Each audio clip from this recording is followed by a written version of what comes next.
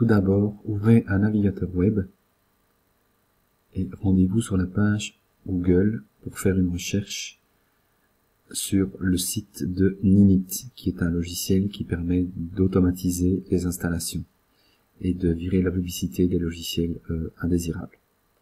Vous allez dans la rubrique Utilities et vous cochez ImageBurn, qui est un logiciel de gravure.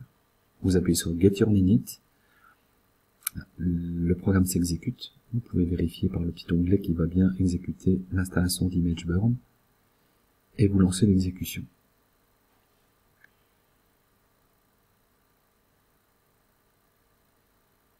Windows peut vous proposer de bloquer éventuellement l'application. Vous exécutez, vous acceptez le pare-feu, vous rajoutez l'onglet au pare-feu et Ninit s'exécute. Ici, moi j'avais déjà fait l'installation, donc on propose un update que j'accepte et je ferme l'application une fois terminée. On peut vérifier ici sur le bureau. On voit qu'ImageBurn est bien installé. On démarre l'application ImageBurn et on vérifie la version installée par Ninit en cliquant sur le point d'interrogation à propos et on voit qu'on est sur la version 2.5.8.0. Ça c'est la première méthode où vous évitez la publicité. Il existe une autre possibilité. Cette fois-ci on ne passe plus par Ninit, on retourne sur le site Google et là on va directement se rendre sur le site du fabricant, donc dans ce cas-ci ImageBurn. On recherche sur Google le site officiel, voici ImageBurn, et on se rend sur le site, on se rend compte que effectivement la dernière version est bien la version 2.5.8.0. Mais cette fois-ci on va faire l'installation par le site, en passant par le miroir officiel d'ImageBurn. L'avantage de faire ça, c'est qu'on est certain d'installer la toute dernière version avec toutes les options. Donc on exécute directement à partir du site le setup d'ImageBurn. À la différence près, c'est qu'ici, on va avoir la possibilité de paramétrer son installation, ce qui n'est pas possible via Ninit. Donc ici, vous allez pouvoir faire l'installation en mode avancé. Donc évidemment, il faut accepter les termes et les contrats de licence. Vous pouvez faire suivant sur cette page-ci. Ici, vous acceptez de faire une installation complète et vous rajoutez, vous cochez toutes les options nécessaires au logiciel et vous faites suivant. Vous acceptez le répertoire par défaut et vous acceptez le folder par défaut.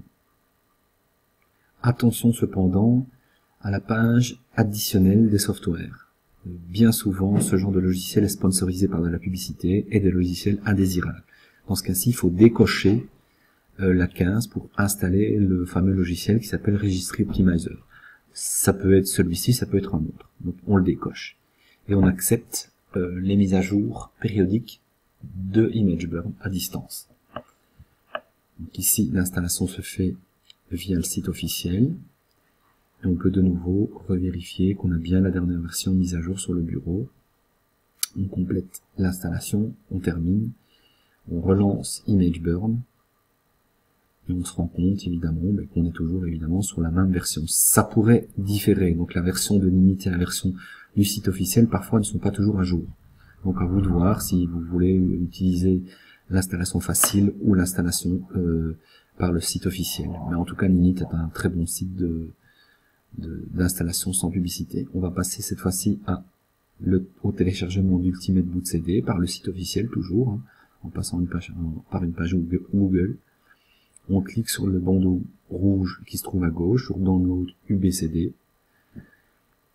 On est redirigé vers la page de téléchargement et là, on va se diriger vers les sites miroirs qui permettent la redirection automatique vers le site le plus proche de chez nous puisqu'il y a une géolocalisation. Donc cliquez sur le petit onglet pour l'image ISO et il vous télécharge automatiquement votre fichier ISO. C'est un fichier qui fait quand même 700 mégas, donc ça prend un peu de temps pour le téléchargement. Ici, je vais faire une pause sur la vidéo pour que ça aille plus vite. Voilà. Et il vous télécharge votre fichier ISO qui va stocker dans votre ordinateur. On peut évidemment vérifier qu'on a bien téléchargé en ouvrant le dossier. Et on voit qu'on a notre image ISO de 700 mégas qui se trouve dans notre répertoire.